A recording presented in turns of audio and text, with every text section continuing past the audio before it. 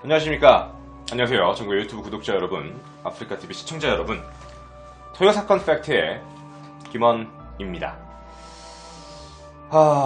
오늘 토요사건 팩트 벌써 세 번째 시간이에요. 오늘 굉장히 여러분과 무거운 이야기를 한번 시작해 보려고 합니다. 대한민국에 이미 많이 알려져 있는 사건들 위주에 대한 이야기를 같이 진행을 할 건데, 너는 왜 이미 다 알려진 사건에 대해서 또 굳이 이야기를 하냐라고 분명히 말씀을 하실 것 같아요.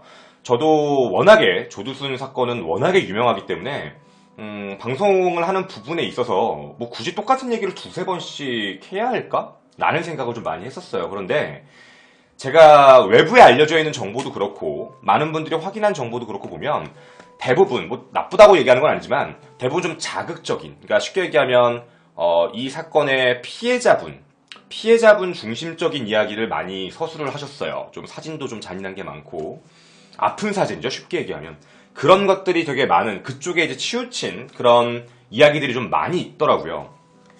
근데 제가 많은 사람들이, 그리고 많은 분들이 궁금해했던 건 바로 뭐였냐면, 대부분 조두순 사건의 문제점을 제시하는 게, 아니 저렇게 끔찍한 범죄를 저질렀음에도 불구하고 어떻게 형량이 12년밖에 나오지 않았지? 그런 부분에 대해서 대한민국 검찰과 대한민국 법원에 대한 대한민국 국민의 신뢰도에 대한 부분에 문제가 좀 많아요. 그래서 저도 이 방송을 이제 결정을 한 결정적인 이유는, 일단 중심적인 부분을 피해자분 중심으로 맞추는 내용보다는 피해자분 이외에 대한민국이 어떻게 흘러갔고 법이 어떻게 진행됐었고 판결문이 어떻게 그렇게 나왔는지, 그 실제 사건이 어떻게 됐던 건지 해서 좀 방향성을 좀 다르게 잡아서 같이 한번 이야기를 해보려고 합니다. 피해자분께서 사실 이 영상을 볼 수도 있다라고 생각을 해서 제가 굉장히 조심스럽게 이야기를 시작하려고 합니다. 혹시 피해자분이나 피해자분 가족분들께서 보신다면 정말 누가 되지 않도록 정말 진심을 다해서 여러 가지 정보를 찾았고, 그래서 최대한 피해가 가지 않도록 조심스럽게 언행하고 방송에 임하도록 하겠습니다. 모든 사람들이 잊지 않았으면 이라는 생각으로 하는 거고, 따라서 피해자분의 이렇게 좀 너무 노골적인 사진, 그리고 노골적인 판결문에 나왔던 이야기들, 진술들, 그런 모든 이야기들은 전부 다 삭제하겠습니다. 따로 말씀을 드리지 않을 겁니다. 그래서 그 부분에 대해서는 워낙에 많이 알려져도 있고 저도 다시 두 번 얘기하고 싶진 않습니다. 그래서 오늘 저희가 중심을 잡을 사건의 팩트는 피해자분의 중심적인 내용이 아니라 그 바깥에 있는 부분들에 대한 이야기를 한번 해보도록 할게요. 이름이 조두순 사건 팩트입니다. 일단 저희는 조두순이 누구인지부터 같이 확인을 해보는 시간을 갖도록 하겠습니다. 일단 조두순, 이 사람이 누구인지에 대한 이야기부터 한번 시작해 보도록 하겠습니다. 조두순의 프로필입니다. 지금 보시듯이요, 조두순은 1952년 10월 18일생으로 직업은 전도사, 경비, 일용직 같은 걸 많이 했다라고 합니다. 주소는 안산시 단원구 일대인데 원칙적으로는 주소지가 나와 있어요. 근데 거기에 사시는 분들 때문에 제가 되도록이면 뒷주소까지는 쓰지 않았습니다. 일단 단원구 일대에서 거주하는 걸로 나오고요. 실제로 처음 체포했던 경찰서는 안산시 단원경찰서로 나오게 됩니다. 그리고 현재는 청송교도소에 수감 중이고요. 징역 12년을 보역받아서 현재 2020년 12월 13일, 이제 앞으로 약 3년 7개월 정도 남은 시점입니다. 7년 3개월 정도가 지나면 조두순은 출소하게 됩니다. 그리고 밑에 보시면 조금 특이한 내용이 하나 적혀 있는데요. 좀 몇 가지 더 제가 덧붙여서 얘기를 좀 해드릴게요. 조두순은 강간 및 폭력 전과 등으로 전과 17범입니다. 7년 4개월을 복역하였으며 그 중에 17범 중 5건이 성범죄와 연관되어 있던 사람이고요. 이혼 경력이 있고 10살 연하의 부인과 함께 거주하고 아들 하나, 딸 둘을 낳은 대한민국의 아버지입니다. 아들은요, 안양교도소에 수감 중이라는 이야기가 있는데 현재는 미판단입니다. 어떻게 된 건지는 저희도 자세하게 알아보진 않았습니다.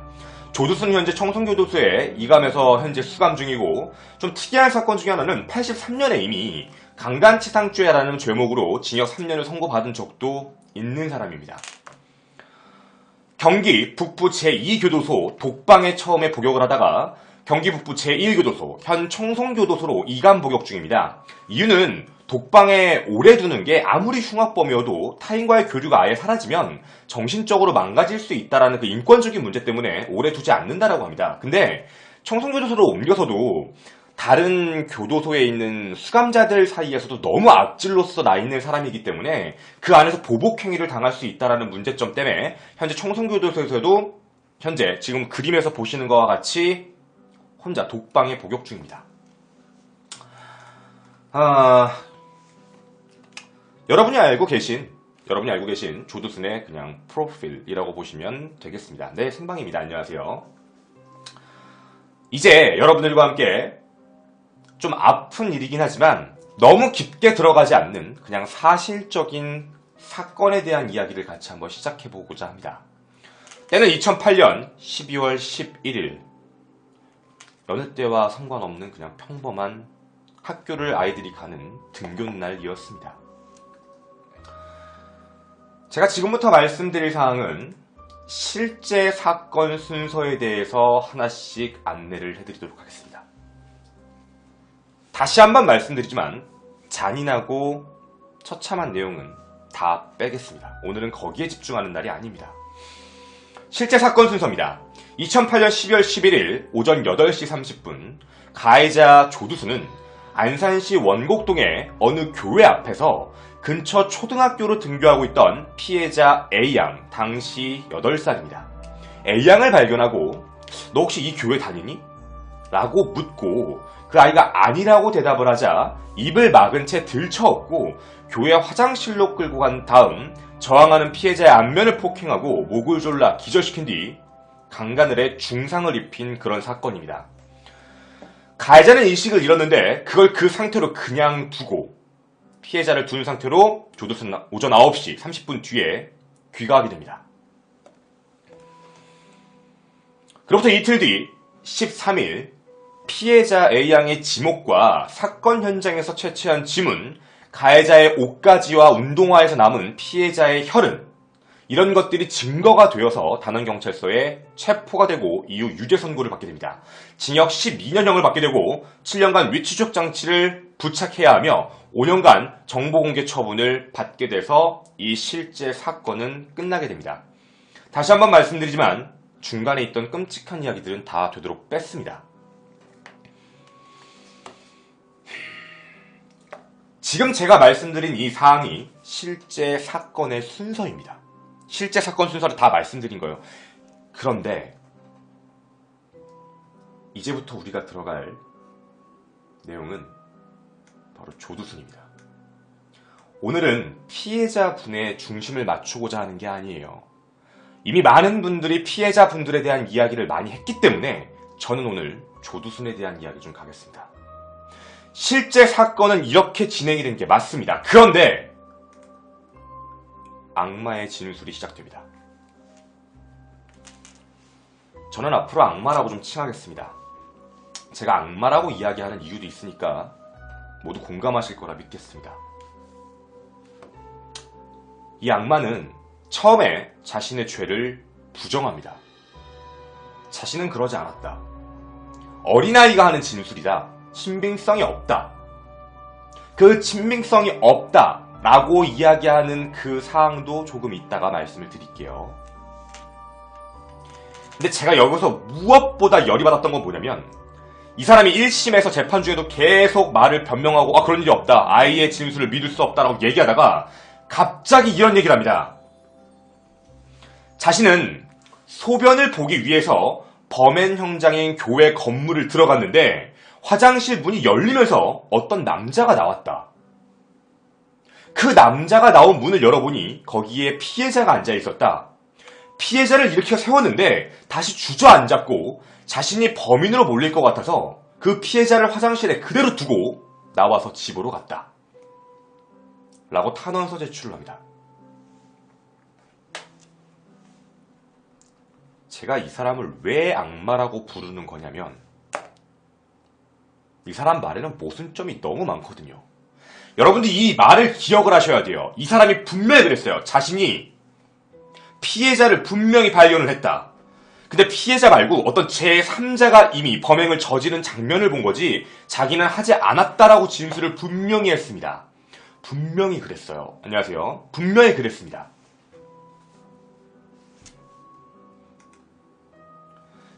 실제로 이 악마는 12월 13일 긴급 체포가 됩니다. 이 사람이 체포된 이유는 화장실에 묻어있던 지문 3개가 발견이 되었고 이 사람의 운동화에서 그리고 양말에서 그 피해자의 유전자와 동일한 혈흔까지 발견되었고 피해자도 경찰이 보여준 9장의 사진에서 정확하게 지목을 했습니다. 이 사람이다. 왜 9장을 지시하는지는 아시죠? 그렇게 했었습니다. 근데 실제 조두수는 경찰 조사, 검찰 조사를 모두 받을 때 그리고 아까 말씀드린 1심 재판 중간까지도요. 난 범행 현장에 간 적이 없다. 기억이 나지 않는다 라고 진술을 계속합니다. 근데 웃긴 게 뭐냐면 1심 재판 제3차 공판에 가서는 갑자기 제3자가 범인이다라는 진술을 하게 돼요. 갑자기. 아까 말씀드린 자기가 갔는데 어떤 사람이 내려왔다. 그걸 보았다. 그러니까 자기는 억울하다. 기억이 안 난다면서요. 제가 이 사람을 악마라고 표현하는 이유가 뭐냐면 기억이 나지 않는다라고 얘기를 해놓은 사람이 갑자기 1심 재판 3차 공판에 가서는 생각을 해보니 이게 거기가 실제로 이런 일이 있었다. 난 그걸 받고 나한테 범행이 몰릴까봐 두려워. 그래서 그렇게 진술한 것이다. 라는 정말 말도 안 되는 소리를 하게 됩니다.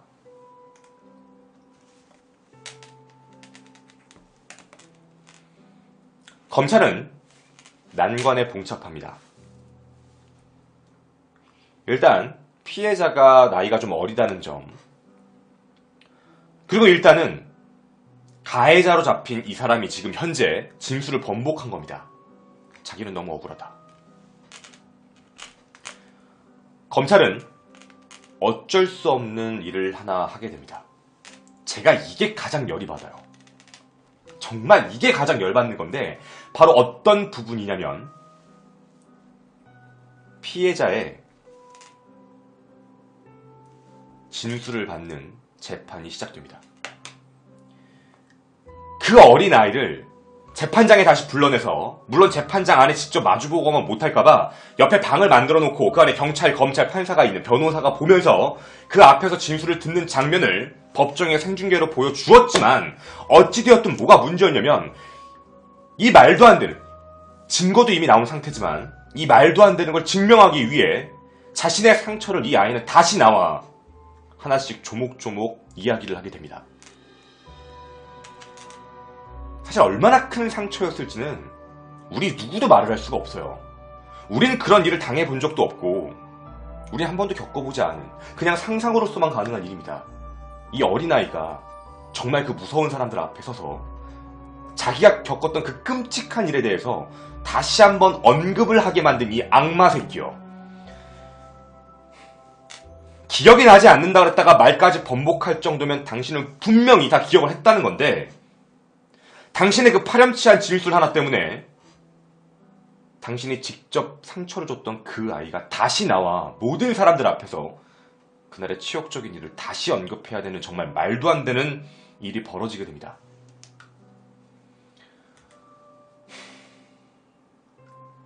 여기서 진술을 합니다. 자기가 본 범인은 머리숱이 많고 얼굴은 둥글둥글하며 피부색이 검고 손이 검고 두터웠다. 체격은 뚱뚱했으며 목소리가 굵었다. 라고 진술을 합니다. 재판부는 피해자가 말한 범인의 인상착의가 조슈와 똑같다. 그 악마와 똑같다라고 판단. 또한 피해자 진술에 따르면 가해자가 사건 당일날 교회에 다니냐고 물어봤던 사람이었다. 화장실에서 조용히 하라고 했고 얼굴을 때리며 목을 졸랐다라고 이야기를 합니다. 그리고 다시 한번 얘기합니다. 그날 사건에는 조두순만 있었지 나머지 어떤 사람도 있지 않았다. 그렇게 얘기를 합니다. 그런데 조두순 측은 반박을 하기 시작합니다. 뭐라고 반박을 했냐면 실제 피해자가 조사를 받을 때 범인을 뭐라고 했냐면 40대 중후반의 남자이며 흰색 머리카락은 없었다. 머리가 흰색은 아니었다. 검정색 머리에 안경은 쓰지 않았고 검은색 구두 같은 것을 신고 있다라고 말했는데 나는 그렇지 않다라고 진술해요. 난 50대 중반이며 안경을 착용하고 흰머리가 많다. 그 흰머리가 중심이었어요. 나는 흰머리가 많은데 무슨 소리냐 라고 얘기해서 주장의 신빙성이 없다라고 진술을 하게 됩니다. 여기서 검찰은 필사적인 방어에 나서게 됩니다. 필사적인 방어를 나서게 되는데 조두순이 거짓말하는 게 들통이 납니다. 이거 거짓말이었습니다. 그 거짓말의 증거는 뭐였냐면 반박 근거가 이거였습니다. 2008년 12월 13일 처음 경찰 조사를 받을 때 녹화된 영상 자료를 보면 조두순은 그 당시에 머리가 검정색이었습니다. 그러니까 이 사람이 구속이 되면서 교도소에 있으면서 그 머리가 염색됐던 게 자라나기 시작하면서 흰머리가 나타나면서 자기는 그렇게 진술했던 거예요. 이 사람은 거짓말도 굉장히 나름대로는 철저하게 하는 사람입니다.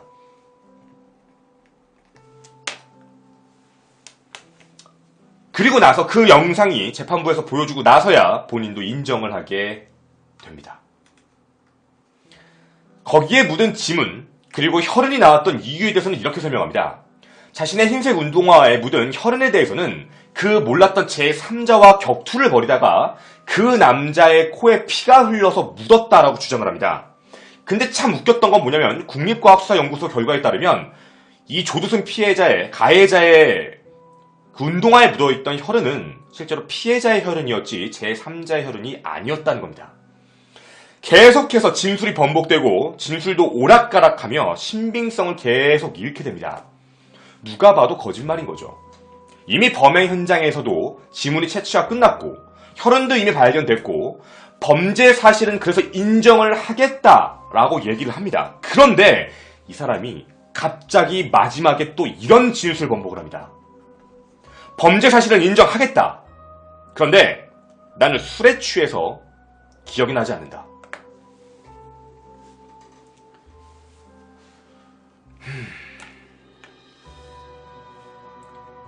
계속 피하는 거죠. 계속해서 피하는 거예요. 욕해서 죄송합니다. 이 개새끼가 정말 나쁜 게 뭐냐면 진짜 모르겠다. 기억나지 않는다. 누군가가 나와서 그 사람과 격투하다 그랬다. 모든 것들이 밝히니까 밝혀주고 경찰이 요목조목 따지니까 그제서야 인정한다. 그런데 난 술에 취해서 기억이 안 난다. 정말 저도 이거 자료를 정리하면서 그랬지만 정말 나쁜 새끼예요. 이거 정말 나쁜 새끼인 거예요. 그 자신의 그 말 한마디 때문에 얼마나 많은 사람이 피해를 봅니까? 자기 하나 살겠다고. 네. 계속 억울하다를 하소연하게 됩니다. 결국 수원지법 안산지원 1심 판결 징역 12년을 하게 되고 조두순은 이 악마 새끼는 난 이 형량이 너무 가혹하다. 난 너무 가혹하다. 그래서 항소합니다. 여러분 명심하셔야 돼요. 조두순이 항소했습니다. 징역 12년을 받은 거에 대해서 굉장히 가혹하다 라고 얘기를 해서 항소를 합니다. 조두순이 항소한 거예요. 검찰이 한 게 아닙니다.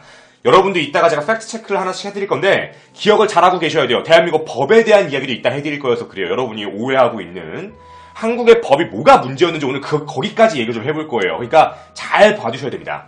조두순이 2심 재판부에 항소합니다. 서울고법은 뻘소리 하지 마. 무조건 넌 잘못한 게 맞아. 그냥 1심 그대로 확정. 2심에서도 1심에 대한 부분을 확정 판결합니다. 조두순은 다시 한번 항소합니다. 대법원 3심까지 진행을 하게 되는데 대법원은 환기 파송시킵니다. 말도 안 되는 소리 하지 마라. 너 이거 그냥 맞다. 1심 확정 판결로 징역 12년을 확정받게 됩니다.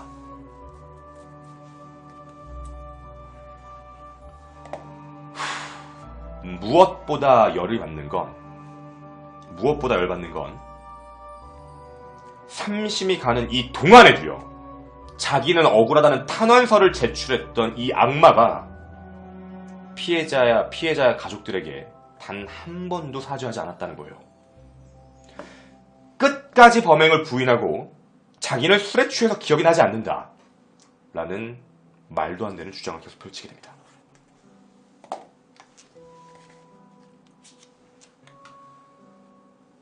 악마의 진술을 보셨습니다.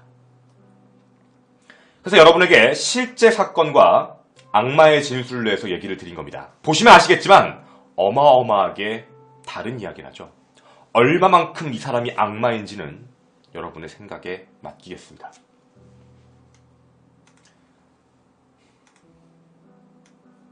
이후 판결을 내리게 됩니다. 그대로 읽어드리겠습니다. 판결문 원본을 가지고 왔습니다. 판결문을 똑같이 읽어드리겠습니다. 당신은 2020년에 나타날지 모르겠지만 다시 이 판결문을 듣고 당신이 얼마만큼 끔찍한 일을 저지른 건지 죽을 때까지 기억했으면 좋겠습니다. 판결문 전문입니다. 제가 대신 읽어 죄송합니다. 주문. 피고인 조두순을 징역 12년에 처한다. 이 판결에 선고 전에 구금일수 104일을 위형에 산입한다. 피고인에 대한 열람 정보를 5년간 열람에 제공한다. 피부착 명령 청구자에 의해 7년 동안 위치 추적, 전자장치 부착을 명한다. 배상 신청인의 배상 신청을 각하한다. 이유, 범죄 사실, 피고인 겸 피부착 명령 청구인, 이하 피고인이라 부르는 이 사람은 1983년 8월 9일 서울지방법원 북부지원에서 강간치상죄로 징역 3년을 선고받은 전력이 있는 자로서 술에 취하여 사물을 변별하거나 의사를 결정할 능력이 미약한 상태에서 2008년 12월 11일 8시 30분경 어느 교회 앞 노상에 근처 어떤 초등학교로 등교하던 피해자 A양 8세를 발견하고 피해자를 강간하기로 마음먹고 피해자에게 접근하여 교회에 다녀야 한다면서 피해자를 위 교회 아이들 화장실로 끌고 왔다. 이하 생략하겠습니다. 너무 잔인한 말이 나오기 때문에 말을 하지 않겠습니다. 재판부의 그 다음 이야기입니다. 범죄의 성립에 대한 판단. 살피건대 앞서 적법하게 채택, 조사한 증거에 의하여 인정되는 다음과 같은 사정들, 즉 이 사건 범행 현장에서 채취한 지문이 피고인의 것으로 밝혀진 사실과 이에 수사기관이 피고인을 포함한 종범배 전력자 8명의 사진을 피해자에게 제시하며 범인의 인식에 식별 절차를 취하였는데 피해자는 피고인을 명확히 지목한 사실, 피고인의 처 이분께서는 피고인이 이 사건 범행 시간 이후인 2008년 12월 11일 9시경 귀가했다. 피고인이 사고를 쳤다고 자신에게 말한 적이 있다 라는 진술도 있고 피고인의 주거지에서 압수한 피고인의 운동화, 양말, 혈흔에서 거기서 혈흔이 발견되었으며 그 혈흔 피해자의 것으로 밝혀진 사실 등을 종합해보면 이 사건의 공소사실은 넉넉히 인정된다. 법령의 적용, 형법 제301조, 제297조에 의해 무기징역형 선택.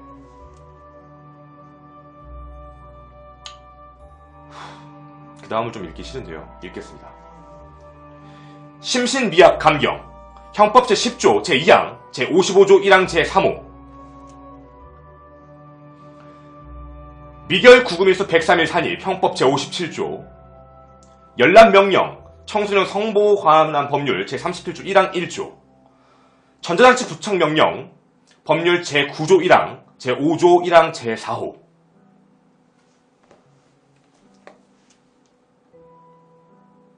이렇게 양형을 매기게 됩니다. 양형의 이유입니다. 지금 현재 저는 판결문 전문을 읽어드리는 중입니다. 잔인한 내용은 다 삭제 중이고요. 이 사건의 범행은 피고인이 자신의 부당한 성적 욕구를 충족하기 위하여 등교 중이던 8세에 불과한 피해자를 인근 건물 화장실로 끌고 가 목을 졸라 기절시킨 후 강간하였고 그 과정에서 상해를 가한 것이다. 더욱이 이 사건 범행으로 인하여 피해자는 복부의 장기가 노출될 정도의 참혹하고 최소 8주 이상의 치료를 요하는 복부, 하배부에 그리고 골반 부위의 외상성 절단 등의 영구적 상해를 입었으며 즉시 수술적 처치가 이루어지지 않았다면 생명이 위험할 수도 있었다. 따라서 이 사건의 범행으로 인하여 피해자의 가족은 평생 지울 수 없는 참담하고도 심각한 고통과 정신적 상처를 입었으며 평생 동안 이 상처를 안고 살아가야 한다. 좀 많이 완화해서 얘기하겠습니다. 이와 같이 이 사건의 범행의 죄질과 범정이 극히 중함에도 피고인은 자신의 잘못을 뉘우치기는커녕 그때그때 변명을 하면서 범행을 부인하고 있고 피해자의 피해 회복을 위해 어떠한 조치를 취하지도 않았으며 피해자의 가족은 피고인에 대해 엄벌한 탄원을 하고 있다. 또한 피고인에 대한 판결 전 조사보고서 기재에 의하면 피고인은 알코올 중독 및 행동 통제력 부족으로 범죄 유발 가능성이 많고 재범 위험성이 비교적 높은 것으로 나타났다. 이와 같은 이 사건의 범행 수단 및 방법, 그 결과 범행 후의 정황, 피고인의 범죄 전력, 재범 위험성, 연령, 성행, 가정환경 등 모든 양형 조건을 종합하여 볼 때 피고인을 추가 범죄를 막아 이 사회를 보호하고 피고인을 악성 교화 개선시키기 위하여는 피고인을 장기간 이 사회에서 격리시킬 필요가 있다 할 것이므로 피고인에 대하여 주문과 같이 형을 정한다. 라고 판결문 선언이 됩니다.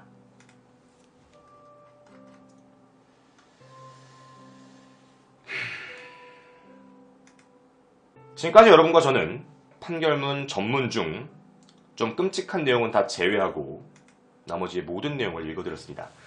다 들어보신 분들은 지금 똑같은 마음일 겁니다.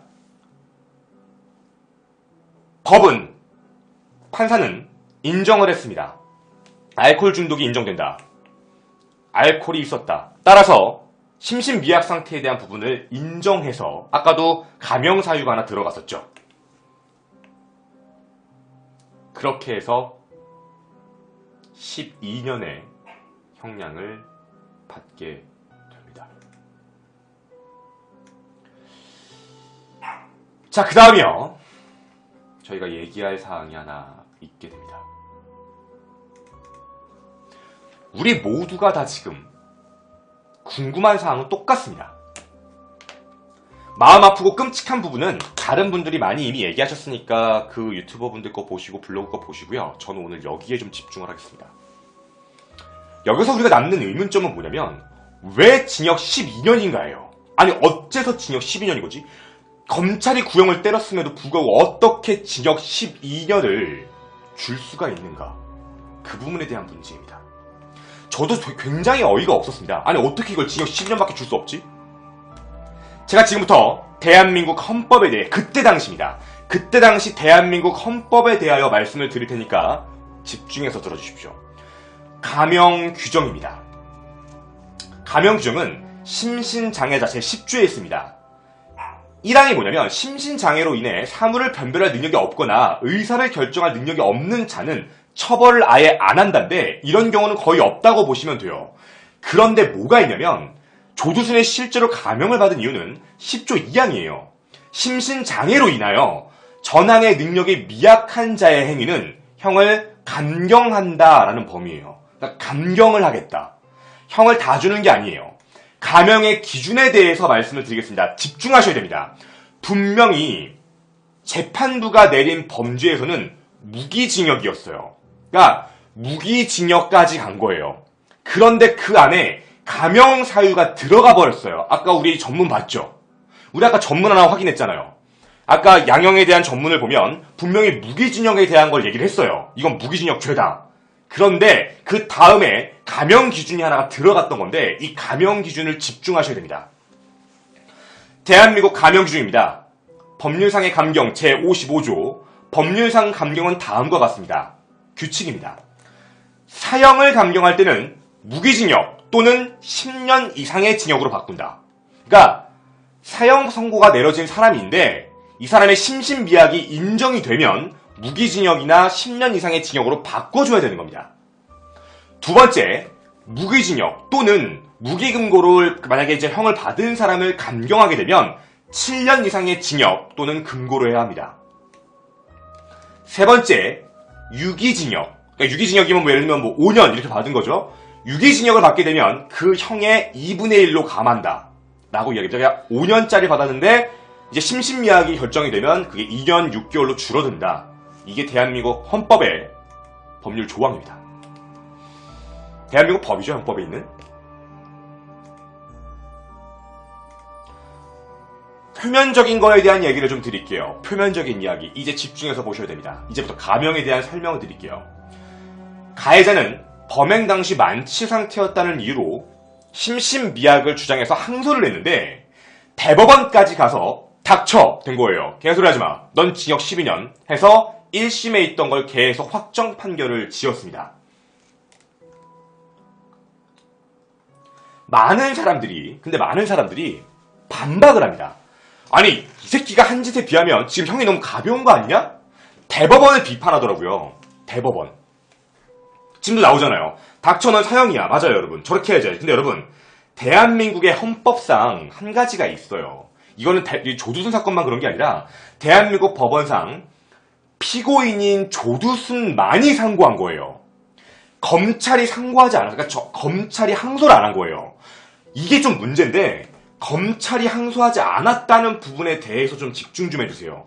검찰이 항소를 하지 않고 12년을 때렸을 때 검찰은 수긍을 했고요. 조두순만 거기에 대해서 상고한 거예요. 조두순이 나 인정 못해. 너무 형량이 많아. 라고 했기 때문에 피고 측이 상고한 사건에 대해서는 원심 선고형보다 더 중한 벌을 내릴 수 없다는 불이익 변경 금지의 원칙상이라는 게 있답니다. 그러니까 불이익 변경 금지라는 게 있어요. 법상이에요. 형법상 피고인이 선고한 항소보다 나 이거 너무 억울해. 더 감형해주세요라는 그 제도보다 형량을 더 때릴 수 없는 거예요. 그러니까 쉽게 얘기하면 이런 거지. 조두순이 야 10년 너무 길어. 아 빡쳐. 야, 다시 해줘. 이랬을 때 2심이 얘 이런 개같은 새끼 봤나. 너 사형이 개새끼야. 이렇게 얘기 안 된다고요. 정말 죽이고 싶고 너무 빡치고 야 이 새끼 진짜 뻔뻔하다. 이렇게 얘기를 해도 어쩔 수 없이 원심 확정 판결밖에 내릴 수 없어요. 그러니까 여러분은 2심과 3심인 대법원 있죠. 대법원. 여러분 우리는 2심과 3심을 욕하면 안 돼요. 우리가 지금 이 사건의 팩트에서 우리가 지금 법이나 뭐에 대해서 욕할 수 있는데 판사를 욕할 때도 여러분 2심과 3심 재판에 있는 판사들을 욕하시면 안 돼요. 이분들은 잘못한 게 없어요. 이분들도 진짜 열받아서 사형을 떼고 싶은데 이미 1심에서 검찰이 항소하면 상관이 없지. 검찰이 항소해서 12년 너무 적다라고 해서 항고를 때리면 더 때릴 수 있지만 이게 검찰을 항소하지 않고 피의자만, 피고인만 지금 그렇게 해버린 거예요. 그러니까 피고인만 항소해버리니까 그거 이상을 때릴 수 없다라는 대한민국 헌법상 문제 때문에 2심과 3심은 어떠한 잘못도 없고 원심을 그대로 확정 판결한 것 뿐입니다. 그럼 여러분 우리 이렇게 하자고. 우린 여기서 2심과 3심을 이제 뺄게요. 인정하시죠? 2심과 3심은 더 이상 잘못한 게 없어요. 2심과 3심은 자기가 할 수 있는 역할을 다 한 거예요. 형을 안 줄여줬잖아요. 그러니까 이 사람은 일단 빼겠습니다. 이건 빼고 이제 우리가 집중해야 될 건 1심 재판인 거예요. 문제는 1심 재판만 문제가 지금 좀 있던 겁니다. 1심 재판은 여러 가지 문제를 좀 일으키게 돼요. 여러 가지. 일단 첫 번째는 뭐냐면 첫 번째부터 말씀드릴게요. 첫 번째는 검찰 기소의 실수입니다. 검찰이 애초에 기소를 실수했었어요. 문제가 됐던 거예요. 뭐였냐면 검찰이 처음에 여기서 검찰이 처음에 우리 팬가입 감사합니다. 안녕하세요. 우리가 검찰이 처음에 이 사건을 강간상해 알아주세요. 강간상해입니다. 강간상해다라는 걸로 재판을 넘겼는데 강간상해는 무기징역 또는 5년 이상의 징역에 처하는 죄거든요. 근데 문제가 뭐냐면 이때 당시에 이미 성폭력 특별법이라는 게 법이 개정이 된 상태여서 13세 미만 미성년자한테 강간상해를 저지르게 되면 무기징역 아니면 7년 이상의 정말 중범죄가 돼요. 근데 그때 당시에 피해자는 12세 8개월이었으므로 실제로 강간상해죄보다는 강간상해가 미성년자죠. 성폭력 특별법에 대한 강간상해까지 갔었어야 되는 게 맞아요. 훨씬 더 법이 중엄하게 들어갔었어야 되는 부분인데 검찰이 애초에 기소할 때 범죄명을 잘못 넣게 됩니다. 그런데 이 부분에 대해서 검찰이 얘기를 했던 게 나중에 해명한 게 뭐였냐면 실질적으로 그냥 강간상해 법정형에 대한 미성년자에 대한 부분은 이 개정되기 전에는 무기징역이 빠져있던 거예요. 그래서 그때 당시에는 그냥 법이 바뀐 걸 모르고 있던 거예요, 검사가.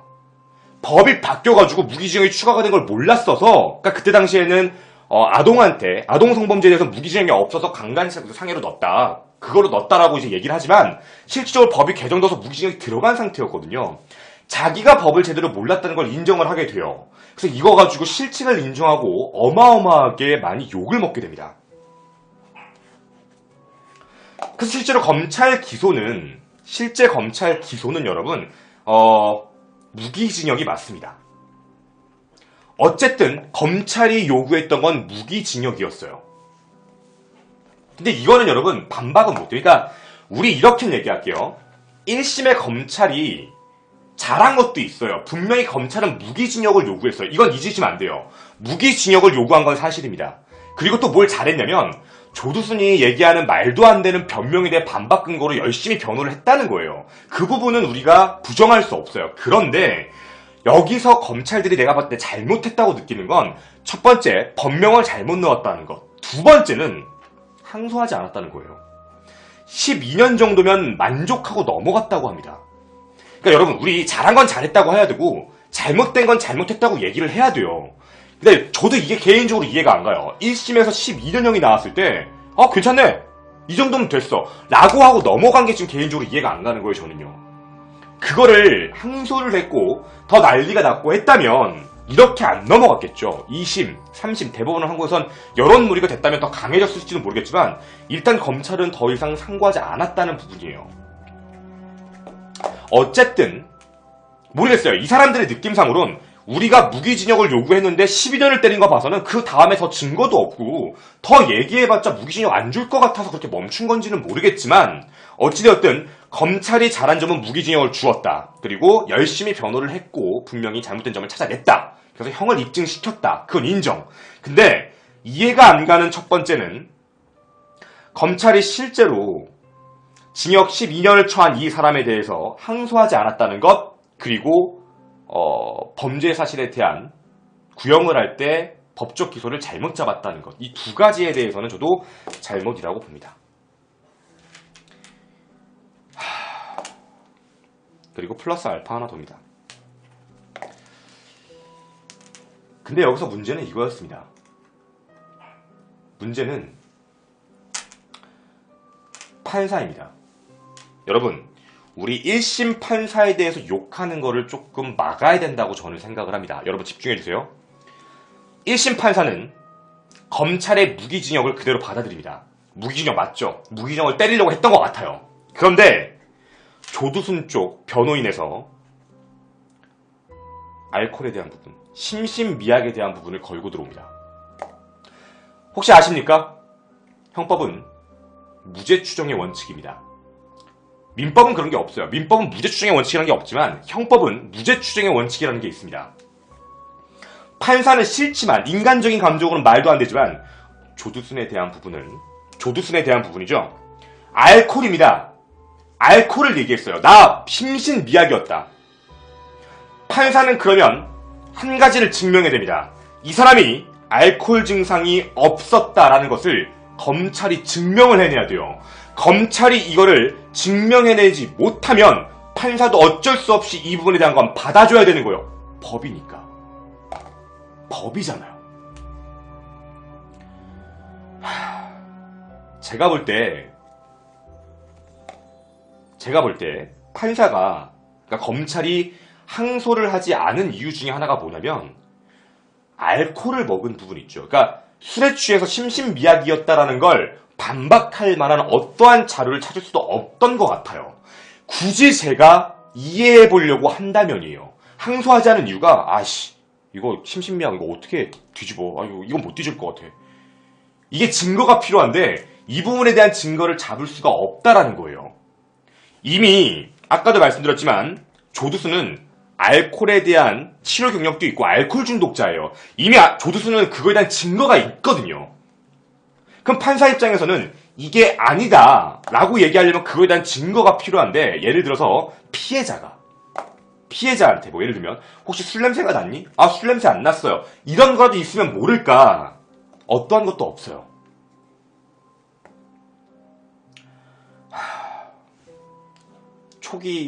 어쩌면 초기 조사의 실수일 수도 있죠. 결국 1심 재판부는 어쩔 수 없습니다. 아까 판결문 보셨죠?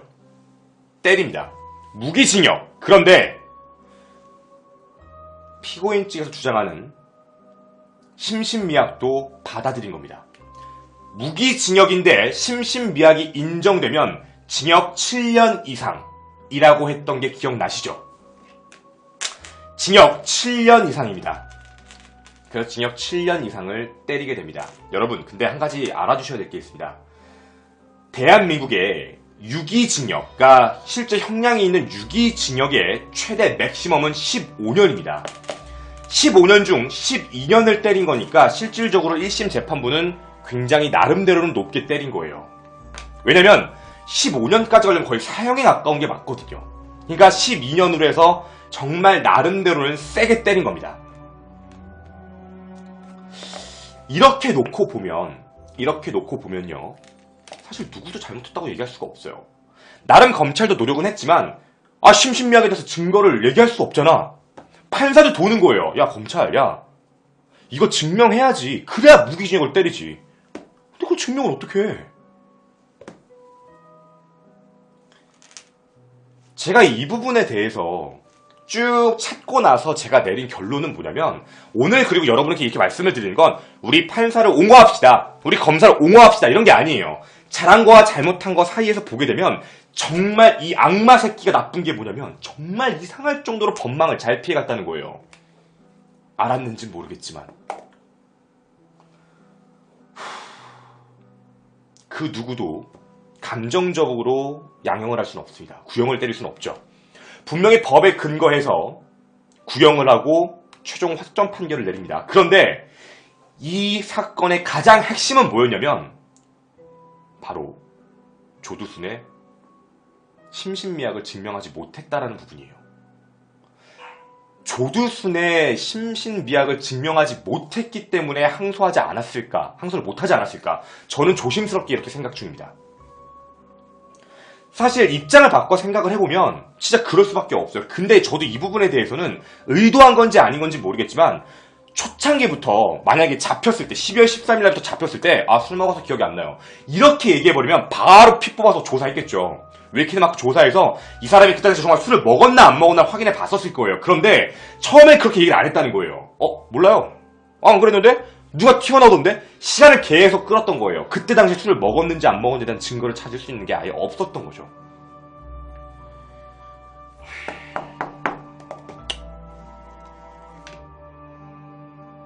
정말 깝깝합니다. 그러니까 우리가 그동안 여러분 한 가지 부탁을, 저도 당연히 피해자 편입니다. 얼마나 아프고 마음 아프고 상처일지 알아요. 근데 많은 사람들이 피해자 입장에서 이 사건을 접하게 되면 조두순도 개새끼, 대한민국 헌법도 쓰레기, 대한민국 검사 판사 다 쓰레기라는 느낌이 있지만, 여러분 저는 이걸 뭐 판사와 검사와 법을 뭐 이렇게 지키겠다라고 이 방송을 하는 게 아니라 정말 이렇게 말도 안 되는 이유로 뭔가 맹점이 생겼다라는 거예요. 그래서 법이 완전하지 않은 거겠죠. 그래서 우리가 이 사실을 정확하게 알고 있어야지만 다시 이런 일이 나타나지 않을 거라고 생각해서 이 이야기를 하고 있는 것입니다.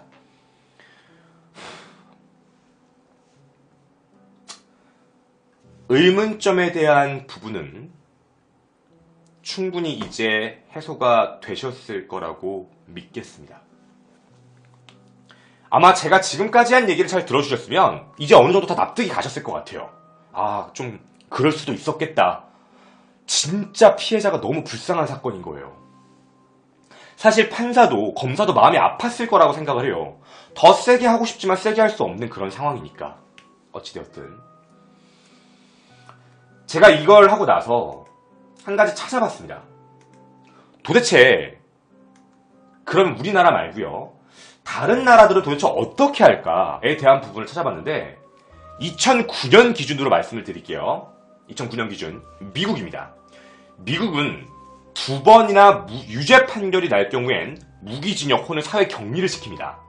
더불어 미성년자를 성폭행하거나 성추행하면 복역 후에 석방이 된다 하더라도 거주지 이웃에게 알리며 텍사스주는 성범죄자 집 앞에 팻말까지 꽂아놓게 해요. 성범죄자라는 타이틀로.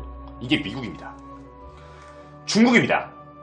14세 이하의 어린이와 성관계를 가진 사람이면 금품수수, 원조교제, 성폭행, 나발이고 어떤 것도 상관없습니다. 중국은 중형입니다. 때에 따라 사형도 있습니다. 캐나다입니다. 약물을 투여해서 화학적 거세를 일으킵니다. 97년 경찰법 개정으로 해서요, 어린이 기관 등이 필요로 할 경우는 성폭행 신상 정보까지 공개를 하게 되고 성범죄자는 거주지를 알려야 하고, 요즘에 우리나라가 하고 있는 거죠. 어쨌든 화학적 거세를 일으킵니다. 대만입니다. 아동복지법 개정에 따라 성폭행범의 사진과 실명을 언론에 전체 공개하며 16세 이하의 미성년자와 성관계를 해 유죄가 인정되면 최고 7년형 이렇게 처하게 된답니다. 영국입니다. 13세 이하의 여자 어린아이에게 성폭행을 저지르면 그냥 무조건 무기징역입니다. 직접 성관계를 갖지 않고 성추행 및 관련 행위를 강요만 해도 무기징역입니다. 성관계 장면을 16세 이하의 어린아이에게 강제로 보여주면 징역 10년입니다. 영국입니다. 어마어마하죠? 호주입니다. 형기를 마치기 전 정신과 상담 후에 재범의 요인이 있는 것으로 나타나면 무기징역으로 바꿔요. 이거 진짜 무섭지 않아요? 그러니까 형기 다 끝나서 아사 출소도 하고 이제 마지막으로 이제 정신과 상담을 좀 전문적으로 봤는데 딱 받고 이 새끼 안 되는데 무기징역 이렇게 되는 거예요. 아예 격리예요. 호주에 17세 어린애가 17세짜리 남자애가 6명의 여자아이를 성폭행한 사건이 실제로 호주에 있었답니다. 얘를 징역 77년을 때렸대요.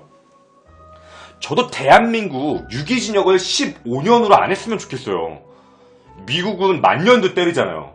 난 저거 진짜 아닌 것 같아. 우리나라가 유기징역 15년이니까 좀 그래요, 저는 개인적으로. 스위스입니다. 평생 사회 격리입니다. 한 번 저지르면.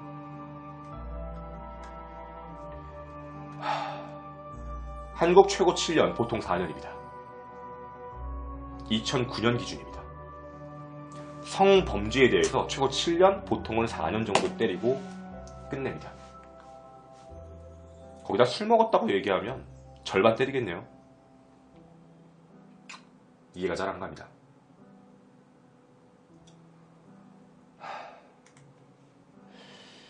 실제 이 사건이 있고 난 이후에 성폭력 범죄 처벌 및 예방 관련 법규가 2008년부터 바뀌게 됩니다. 2008년 9월부터 전자팔찌에 대한 얘기가 나오고요. 2010년 1월부터는 성범죄자의 신상 공개, 7월부터는 성폭력범 최고 무기징역까지 형량을 늘려요. 그리고 나서 DNA 같은 걸 데이터베이스를 갖게 되고 2011년 7월부터는 약물 치료까지 하고요. 2010년 11년 10월부터는 미성년자에 대한 성폭력 범죄 공소시효 기산일을 변경하게 됩니다. 2012년 8월부터는 공소시효를 폐지시킵니다. 그리고 미성년자 성폭행범은 최소 10년을 때리게 됩니다. 이렇게 법규가 바뀌게 되었습니다. 근데 말이죠. 저는 대한민국 법에 한 가지 요구하겠습니다. 물론 제 방송을 보실진 모르겠지만 저는 개인적으로 그렇게 생각합니다. 네, 심신미약 그럴 수 있다고 봅니다. 대한민국 심신미약을 많은 사람들이 욕하는 이유는 단 한 가지라고 봅니다. 대한민국은 유기징역에 대한 최고징역, 즉 15년이 너무 짧다고 저는 생각합니다. 제가 이 방송을 준비하면서도 계속해서 생각을 했지만 유기징역 최대징역 15년은 피해자들이 받은 상처에 의하면 너무 적은 것 같습니다. 우리도 선진국입니다. 절대로 일어나지 않아야 될 그런 일이라고 생각합니다. 감사합니다. 부탁드리겠습니다. 대통령님도 바꾸셨으니까 많은 분들이 고쳐주셨으면 좋겠습니다. 대한민국의 유기징역 최대치를 무제한으로 늘려주십시오.